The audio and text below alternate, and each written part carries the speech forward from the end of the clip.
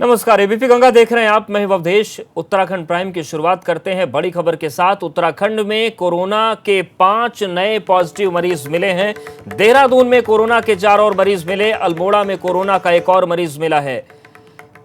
Corona positive मरीजों की संख्या बढ़कर 31 हो गई है। अस्पताल में अब तक 5 लोगों को दाखिल कराया गया है। ब्यूरो चीफ अजीत राठी हमारे साथ जुड़ गए हैं। अजीत जी, जिस तरीके से एहतियात बढ़ते जा रहे हैं, लेकिन मरीजों की संख्या भी लगातार बढ़ती चली जा रही है। अवधेश जी, देखिए, 2-3 चीजें गौर करने वाली हैं। इस समय यहाँ पर 31 मामले सामने आ चुके हैं। अभी तक पॉजिटिव जो थे कोरोना के, वो 31 मामले हो चुके हैं और 5 लोग डिस्चार्ज हो चुके हैं। आज फिर नए 5 मरीज आ गए हैं और संख्या पहुँच गई है 31। और इसमें भी जो अभी एडमिट हैं जो पेशेंट, उनमें 2 लोगों को छोड़कर बाकी सब जमाती हैं। तो ये एक बहुत ही खतरनाक संकेत है कि जितने भी जमाती बाहर से आए हैं वो इस वायरस का कैरियर बनकर अपने राज्य में आए हैं जी। दूसरा, आज दोपहर सुबह से ही एक अफवाह चल रही थी। अब तो उसको अफवाह कहना पड़ेगा, चूंकि वो धरातल पर नहीं उतर पाई। तमाम पोर्टल पर, तमाम सोशल मीडिया में वो बात चली कि जो जमातियों के संपर्क में जो रिश्तेदार, नातेदार, परिवार के लोग आए हैं, 71 लोग ऐसे हैं जो खुद को क्वारंटाइन कराना चाहते हैं जी। और सुबह से खबर चलती रही, पुलिस आगे पीछे दौड़ती रही, भाजपा के एक नेता का नाम बार बार आता रहा, लेकिन अब इस वक्त तक भी उन 71 में से एक भी व्यक्ति पुलिस के पास नहीं आया, हेल्थ डिपार्टमेंट के पास नहीं आया कि मुझे क्वारंटाइन कर दिया जाए जी। तीसरी महत्वपूर्ण बात कि आज आखिरी दिन है, सरकार ने अल्टीमेटम दिया है, अगर आज के बाद कोई संक्रमित राज्य में दिखेगा, राज्य में मिलेगा, तो उस पर गैर इरादेतन हत्या का मुकदमा दर्ज कर कार्रवाई की जाएगी। तो ये 3-4 चीज़ें हैं जो मैं आपको अपडेट कर रहा हूँ, अपने दर्शकों को अपडेट कर रहा हूँ आपके माध्यम से कि कल अगर कोई जमाती मिलेगा उस पर मुकदमा होगा। और क्वारंटाइन कराने को लेकर जो अफवाह चली थी वो झूठ निकली और आज फिर 5 नए केस आए हैं। स्थितियाँ लगातार बिगड़ रही हैं जो बनी हुई थी, लेकिन ये स्थितियाँ बिगड़नी तब शुरू हुई जब लोग यहाँ बाहर से आने शुरू हुए। लॉकडाउन के शुरुआती दौर में आपने देखा होगा उत्तराखंड बहुत सुरक्षित था और संख्या किसी भी तरह से 7 से ऊपर नहीं जा रही थी, लेकिन आज के समय, आज की तारीख में 31 की संख्या है और लोग डरे हुए हैं और लॉकडाउन जारी है और पुलिस की सख्ती अब लगातार बढ़ती जा रही है। ये और बात है कि पुलिस को कुछ समय पहले सख्ती दिखानी चाहिए थी। जो 2 दिन से सख्ती दिखाई है वो थोड़ा पहले दिखाते तो रिजल्ट कुछ और होते। बिल्कुल, और शायद यही वजह है कि अब सरकार को यह कहना पड़ रहा है कि अगर कोई जमाती कल से पॉजिटिव मिला तो गैर इरादतन हत्या का केस दर्ज करेंगे। और यूपी में भी यही हाल है। यूपी में कहना पड़ रहा है सरकार को कि इतने संवेदनशील हालात हो गए हैं कि लॉकडाउन के बारे में हम कुछ अभी कह नहीं सकते हैं। शुक्रिया आपका जानकारी और अपडेट्स को देने के लिए। मसूरी की बात करते हैं। मसूरी में जंगल में आग लगी है। आग बुझाने के लिए वन कर्मी जुटे हुए हैं। गलोगी पावर हाउस के पास जंगल में आग लगी है। फायर सीजन की तैयारियों पर सवाल उठने लगे हैं क्योंकि फायर सीजन में विशेष सतर्कता बरती जाती है, लेकिन जंगल एक बार फिर से आग की चपेट में है। और एबीपी गंगा संवाददाता सुनील हमारे साथ जुड़ गए हैं। सुनील, जिस तरीके से आग लगी है, इसको काबू में करने के लिए अब किस तरीके की कवायद चल रही है? ये देखिए, यहाँ पर मसूरी के जो गलोगी पावर हाउस है उसके सामने की जंगल में भीषण आग लगी है। आग काफी भीषण है और लगातार ये आग अब जंगल की तरफ फैल रही है। यहाँ पर कई जो महत्वपूर्ण वन संपदा थी वो जलकर खाक हो गई है। जो जंगली जानवर वहाँ पर हैं उनको खासा खतरा यहाँ पर हो गया है। आग की सूचना मिलते ही यहाँ पर वन विभाग की टीम मौके के लिए रवाना हो गई है, परंतु जो आग है वो काफी बड़ी है तो उस पर काबू पाने में अभी खासी दिक्कतें यहाँ पर पेश आ रही है। डीएफओ मसूरी कहकशां नसीम का कहना है कि वो कोशिश कर रही है कि आग पर जल्द से जल्द काबू पा लिया जाए, परंतु फायर सीजन अब शुरू हो चुका है और जितने भी इंतजाम यहाँ पर किए गए थे वो नाकाफी यहाँ पर साबित हो रहे हैं। तो कई सवाल यहाँ पर खड़े हो रहे हैं कि बिल्कुल सवाल उठते हैं कि आखिर तैयारियां किस तरीके के हैं और इंतजाम किस तरीके के हैं। शुक्रिया सुनील जानकारी और अपडेट्स को देने के लिए।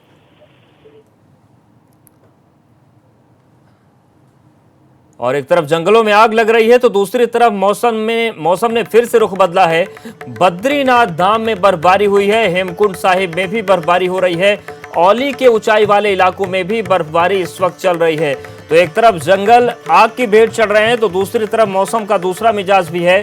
कुछ इलाकों में जबरदस्त बर्फबारी हो रही है। खासतौर से बद्रीनाथ धाम की बात करें, बर्फबारी यहां पर हो रही है।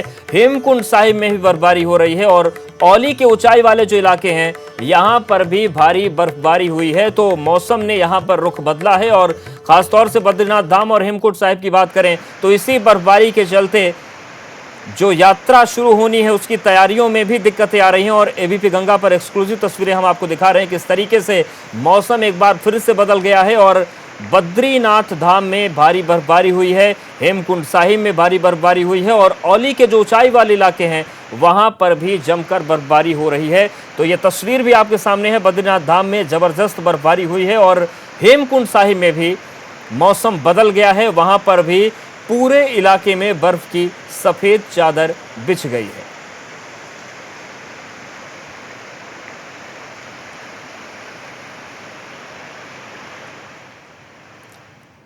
और आगे बढ़ते हैं, जोशीमठ में लॉकडाउन तोड़ने पर पुलिस ने कई युवकों से उठक बैठक कराई। दरअसल ये युवक एक ग्राउंड में क्रिकेट खेल रहे थे और इसी दौरान पुलिस कर्मी वहां पर पहुंच गया। उठक बैठक के दौरान सोशल डिस्टेंसिंग का ख्याल भी रखा गया। तो ये तस्वीरें जोशीमठ की हैं और ये तस्वीरें ये बताती हैं कि छुट्टियां भले ही चल रहे हैं लेकिन इसका मतलब ये नहीं कि आप घर से बाहर निकल जाएंगे, आप खेलने लगेंगे। लॉकडाउन का पालन करना पड़ेगा और अगर उसका पालन आप नहीं करते तो फिर पुलिस आपसे इस तरीके से भी निपट सकती है। और यह तस्वीर जोशीमठ से आई है। इससे पहले हमने टिहरी की भी तस्वीर आपको दिखाई थी जहां पर पुलिस ने दौड़ा कर पकड़ा था लोगों को और उनको सजा दी गई थी। और अब जोशीमठ से तस्वीरें सामने आई है जहां पर युवकों से उठक बैठक लगवाई गई है।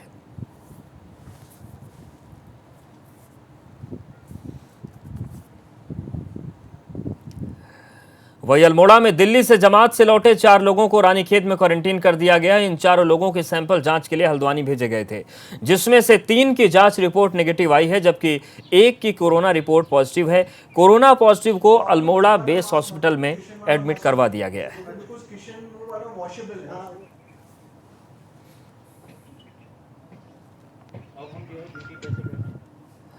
उत्तराखंड में पुलिस ने अब तबलीगी जमात में गए लोगों पर सख्ती दिखानी शुरू कर दी है। पुलिस ने ऐसे 6 लोगों के खिलाफ मामला दर्ज किया है जिन्होंने ये जानकारी छिपाई थी कि वो जमात में गए थे।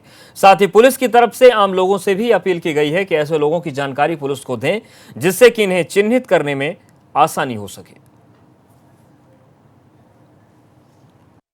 हम आपकी चैनल के माध्यम से लोगों से अपील करते हैं, अगर उन्हें ऐसा कोई आदमी संदिग्ध आदमी प्रतीत होता है जो कि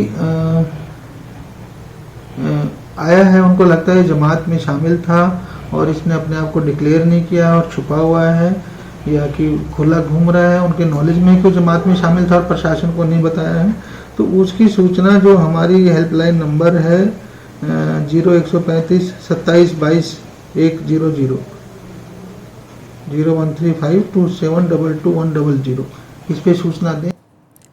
रामनगर में प्रशासन ने 62 लोगों को होम क्वारंटीन कर दिया है। साथ ही 2 मस्जिदों को भी सील किया गया। इन सब के बावजूद कुछ लोग फिर भी बाज नहीं आए। एक मस्जिद में नमाज पढ़ रहे कुछ लोगों की सूचना पुलिस को मिली तो मौके पर पुलिस पहुंची। इन सभी लोगों को हिरासत में लेकर उनके खिलाफ मामला दर्ज किया गया है। रामनगर में अभी तक एक कोरोना पॉजिटिव रिपोर्ट आने के बाद प्रशासन काफी सख्त हो गया है। तबलीगी जमात से ताल्लुक रखने वाले कई लोगों को होम क्वारंटीन किया गया है। इन सभी पर स्वास्थ्य विभाग की टीम नजर रख रही है। ये 60 से अधिक व्यक्तियों को होम क्वारंटाइन किए गए हैं रामनगर क्षेत्र में। इसके अलावा 2 धर्म स्थलों को भी क्वारंटाइन किया गया है। सर कुछ वो एक मस्जिद में कुछ लोग नमाज पढ़ रहे थे, उनके खिलाफ अभियोग पंजीकृत किया गया है। जमात से लौटने वाले लोगों पर पुलिस ने सख्ती बरतनी शुरू कर दी है। पुलिस ऐसे लोगों के खिलाफ मामला दर्ज करेगी जो जमात से लौटे हैं और उन्होंने इसकी जानकारी पुलिस को नहीं दी है। दरअसल जमात से लौटने वाले लोगों में ज्यादातर कोरोना पॉजिटिव पाए गए हैं।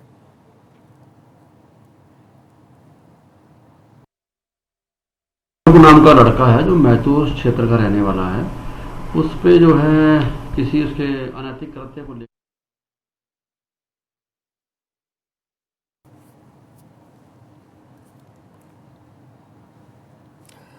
उधर उत्तराखंड की राज्यपाल बेबी रानी मौर्य ने कोरोना को लेकर आम नागरिकों के नाम एक संदेश जारी किया है। हाथों को नियमित रूप से साफ करें और यदि घर से बाहर निकलते समय किसी को भोजन सामग्री वितरित कर रहे हैं तो फेस कवर का जरूर प्रयोग करें। इसके साथ हमारे उत्तराखंड के लोग जो दूसरे स्थानों पर रुके हुए हैं उनका सरकार पूरी तरह से ख्याल रख रही है। साथ ही हमारे डॉक्टर, हमारे नर्सेज जो पूरी निष्ठा के साथ अपनी ड्यूटी निभा रहे हैं, मैं उनका आभार व्यक्त करना चाहूँगी। रुड़की के पनियाला गांव में कोरोना का पॉजिटिव मरीज मिलने के बाद चौकसी और बढ़ा दी गई है। पनियाला गांव के लोग होम क्वारंटाइन कर दिए गए हैं। उधर कोरोना पॉजिटिव शख्स के संपर्क में आए मंगलौर की 14 गलियों को सील कर दिया गया है। यहां पर भी लोगों को होम क्वारंटीन किया गया है।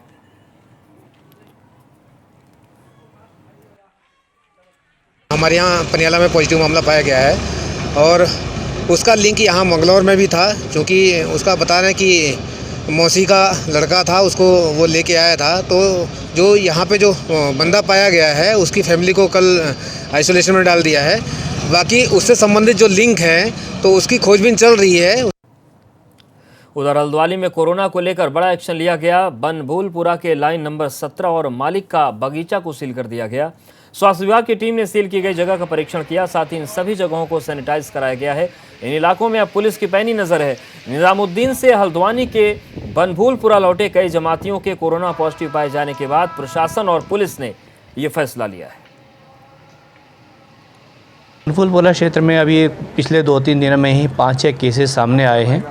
तो हम लोगों ने वहाँ के जो प्रोमिनेंट लोग हैं उनसे बात किया है। उनकी सहमति से हम लोगों ने बनभूलपुरा क्षेत्र थोड़ा सा सेंसिटिव है, तो इसलिए कुछ एक लाइन नंबर 17 और एक और दूसरा एरिया है उसको आज हमने पूरी तरह से कवर कर दिया है। वहाँ एंट्री सब बंद कर दिया है और अब मैं उम्मीद करता हूँ कि शायद अगले 1-2 दिन में हम लोग पूरा बनभूलपुरा को भी प्रयास करेंगे कि अगर हमें ज़रूरत होगी तो पूरा बनभूलपुरा क्षेत्र को लॉकडाउन करेंगे।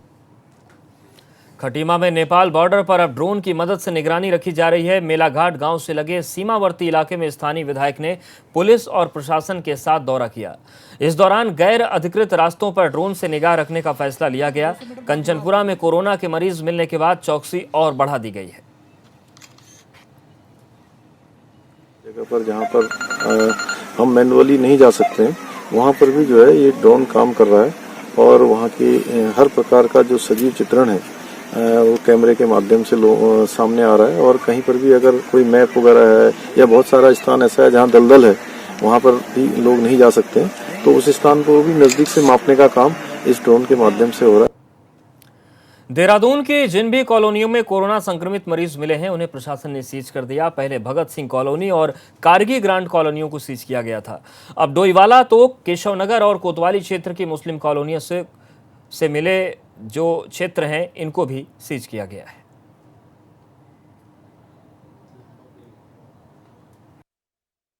डोईवाला क्षेत्र में एक तोक है झबरा वाला और इसके अलावा जो केशवपुरी बस्ती है, इसके अलावा सदर तहसील में जो मुस्लिम कॉलोनी है जिसको कच्ची कॉलोनी भी कहते हैं, उनमें जो है वहाँ पर आज से जो है वो आवागमन है वो सीमित किया गया है। इसेंशियल सर्विसेज की सप्लाई वहाँ जारी रहेगी, लेकिन उस एरिया से लोग बहुत इजीली बाहर अंदर जो है वो नहीं कर पाएंगे। इसके लिए जो है आदेश किए गए हैं और उसमें बैरिकेड वगैरह की व्यवस्था की जा रही है। उधर बागेश्वर में लॉकडाउन के दौरान हालात कैसे हैं, इसे लेकर बागेश्वर के प्रभारी मंत्री रेखा आर्य ने मीटिंग की। रेखा आर्य ने राशन बांटने में हो रही लापरवाही को लेकर नाराजगी जताई। दरअसल ग्रामीणों और मजदूरों तक राशन नहीं पहुंच रहा है, जिससे लोग परेशान हैं।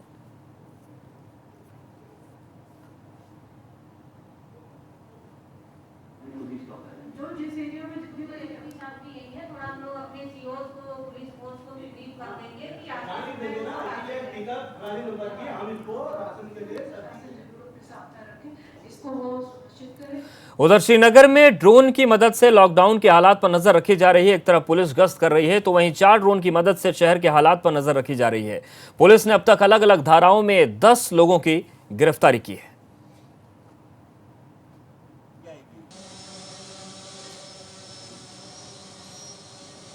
तो शहर की निगरानी में 4 ड्रोन लगाए गए हैं। ड्रोन के जरिए लॉकडाउन पर नजर रखी जा रही है कि अलग अलग क्षेत्रों में क्या हालात है और कहीं लोग लॉकडाउन का उल्लंघन तो नहीं कर रहे, और इसीलिए श्रीनगर में पुलिस कर्मियों के साथ ही साथ 4 ड्रोन्स के जरिए भी शहर की निगरानी की जा रही है। विनोद उसके आगे मत ले जाए। नई मुहिम तैयार की है कि 4 हमने ड्रोन यहाँ पर अलग अलग क्षेत्रों में उड़ा रहे हैं और जो भी इसमें व्यक्ति नियमों का उल्लंघन करता हुआ पाया जाएगा उसके विरुद्ध सख्त कार्रवाई की। और इस वक्त बड़ी खबर अल्मोड़ा से है, जहां पर 2 होम स्टे मालिकों पर एफआईआर की गई है। 12 विदेशियों को बगैर इजाजत ठहराने का आरोप इन पर है और इसी के तहत कार्रवाई की गई। तो बड़ी खबर अल्मोड़ा से है, जहां पर 2 होम स्टे मालिकों पर एफआईआर दर्ज की गई है।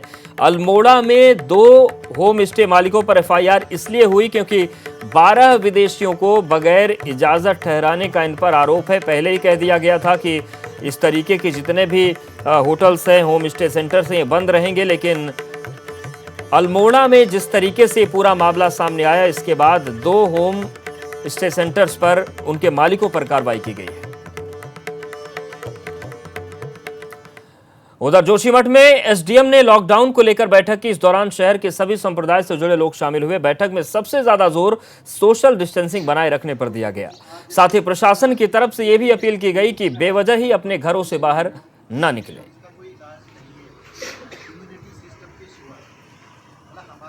आपसी सौहार्द बनाने के लिए सभी धर्मों को लोगों के साथ एक बैठक की गई थी। क्योंकि जो कोरोना वायरस है, ये इसमें सोशल डिस्टेंसिंग बनाए जाना नितांत आवश्यक है। परंतु पिछले समय में कुछ सोशल मीडिया में कुछ खबरें चल रही थी, उसके के क्रम में हमारे द्वारा सभी लोगों को शिक्षित किया गया, उनको बताया गया और आपसी सौहार्द बनाने के लिए उनको बोला गया। और यहां पर वक्त एक छोटे से ब्रेक का है, फौरन हाजिर हो रहे हैं।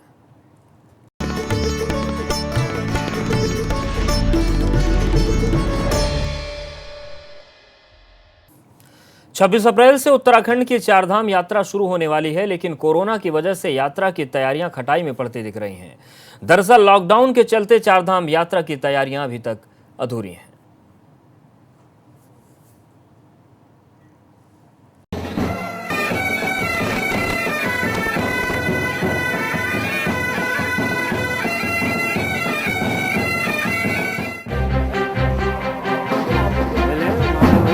अप्रैल महीने में जहां उत्तराखंड की चारधाम की यात्रा जोर शोर से शुरू हो जाया करती थी, वहीं कोरोना के लॉकडाउन की वजह से इस बार चारधाम यात्रा की तैयारियां अभी तक ठीक से शुरू नहीं हो पाई हैं। कोरोना लॉकडाउन की वजह से इस बार बद्रीनाथ धाम की गाडू घड़ा तेल कलश यात्रा की तारीख में बदलाव किया गया है। गाडू घड़ा तेल कलश यात्रा 18 अप्रैल की बजाय 24 अप्रैल को नरेंद्र नगर से बद्रीनाथ के लिए रवाना होगी। एक तिथि आगे बनाने के बारे में हमने सुना है कि तिथि 18 के बजाय 24 होगी, ऐसी सूचनाएं हम तक आई हैं। अगर ऐसा हुआ है तो कोई दो राय नहीं कि परंपरा निभाने के लिए 3-4 दिन मिल जाएगा, सुविधा होगी। 26 अप्रैल को लक्ष्मी नारायण मंदिर डिम्बर में तेल कलश की पूजा अर्चना होगी। गाडू घड़ा नरसिंह मंदिर जोशीमठ योग ध्यान बद्री पांडुकेश्वर होते हुए 29 अप्रैल को बद्रीनाथ पहुंचेगा, जबकि 30 अप्रैल को सुबह 4:30 पर बद्रीनाथ धाम के कपाट खुलेंगे। उधर केदारनाथ धाम के कपाट 29 अप्रैल को खुलने हैं, लेकिन लॉकडाउन के चलते यात्रा की तैयारियां अभी भी अधूरी ही हैं। गौरीकुंड से केदारनाथ धाम तक 18 किलोमीटर लंबे पैदल मार्ग पर जमी बर्फ अब तक पूरी तरह से साफ नहीं हो सकी है। ऐसे में प्रशासन के लिए इस बर्फ को साफ करना चुनौती बना हुआ है। इसके साथ ही केदारनाथ धाम में टेंट कॉलोनी बनाना, शौचालयों की मरम्मत, बिजली लाइनों की मरम्मत करना, पेयजल जैसी जरूरी सुविधाएं समय रहते मुहैया कराना होगा। यात्रा सीजन के दौरान हेली सेवाओं के संचालन को लेकर भी अभी तक स्थिति साफ नहीं है।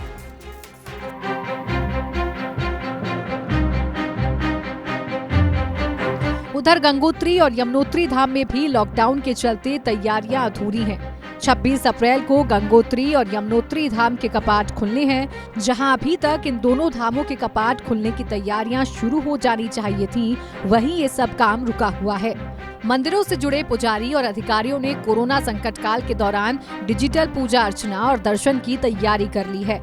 कोरोना वायरस के कारण अगर श्रद्धालुओं को आने की इजाजत नहीं मिलती है तो भी पुजारी परंपरा के अनुसार पूजा पाठ करेंगे। मंदिरों के कपाट तो तय वक्त पर ही खुलेंगे, लेकिन कपाट खोलने के दौरान भीड़ इकट्ठा नहीं होने दी जाएगी।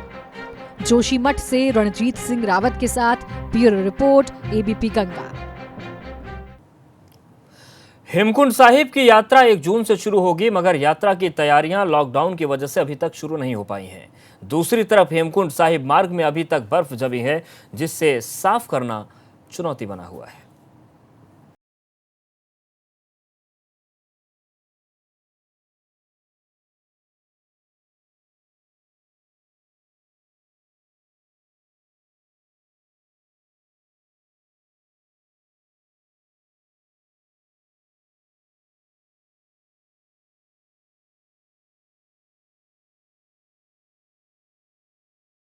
साहिब अभी भी पूरी तरह से बर्फ से ढका हुआ है। तस्वीर देखिए। हेमकुंड साहिब में अभी भी काफी बर्फ जमी है। लॉकडाउन की वजह से हेमकुंड साहिब यात्रा की तैयारियां अभी तक शुरू नहीं हो पाई हैं। 1 जून को हेमकुंड साहिब की यात्रा शुरू होनी है। ऐसे में यात्रा की तैयारियां खटाई में पड़ती दिख रही हैं। महामारी की वजह से लॉकडाउन पूरे भारत प्रदेश में हुआ, देश में हुआ है। इसके कारण ना तो हमारे पास भारतीय सेना न हमारे सेवादार अभी इस यात्रा के लिए शुरुआत के लिए पहुंच पाए। ये हमारा प्रयास रहेगा कि यात्रा समय पर संपन्न हो, लेकिन बहुत कुछ इस पर निर्भर करेगा कि बर्फ की क्या स्थिति होती है तथा हमारे को हमारी सरकार के क्या दिशा निर्देश मिलते हैं। इस बार हेमकुंड यात्रा को लेकर दोहरी मुश्किल है। एक तो भारी बर्फबारी, दूसरा लॉकडाउन, जिसके चलते अप्रैल महीने में भी यात्रा की तैयारियां शुरू नहीं हो पाई है। 15,000 फीट की ऊंचाई पर स्थित सिखों का ये सबसे पवित्र और सबसे ऊंचा तीर्थ स्थल है। इस सीजन में नवंबर महीने से बर्फबारी शुरू हुई थी, जो मार्च तक जारी रही, जिसके चलते हेमकुंड साहिब में 21 से 22 फीट तक बर्फ जमी है। आलम यह है कि हेमकुंड गुरुद्वारा, लोकपाल, लक्ष्मण मंदिर और हेमकुंड सरोवर पूरी तरह से बर्फ के आगोश में है। आमतौर पे श्री हेमकुंड साहिब की यात्रा की जो तैयारियां हैं वह अप्रैल के पहले सप्ताह से शुरू हो जाती हैं। इस वर्ष की परिस्थितियां कुछ और हैं। इस बार बर्फबारी अत्यधिक है, जो कि इस माह निरंतर चलती आ रही है। इस समय हेमकुंड साहिब में 20 से 22 फुट बर्फ होने की संभावना है। अभी तक गुरुद्वारा प्रबंधन की टीम घांघरिया से आगे नहीं जा पाई है। भारी बर्फबारी के चलते घांघरिया से ऊपर 6 किलोमीटर पैदल मार्ग पर बड़े हिमखंड राह रोक रहे हैं। इस जगह पर 50 से 60 फीट बर्फ काटकर पैदल मार्ग बनाने की कोशिशें जारी हैं, जिससे हेमकुंड साहिब तक पहुंचा जा सके। गुरुद्वारा हेमकुंड साहिब सिखों के सबसे पवित्र स्थानों में एक माना जाता है। यहाँ सिखों के 10वें गुरु गोविंद सिंह ने साधना की थी। जोशीमठ से रणजीत सिंह रावत की रिपोर्ट, एबीपी गंगा।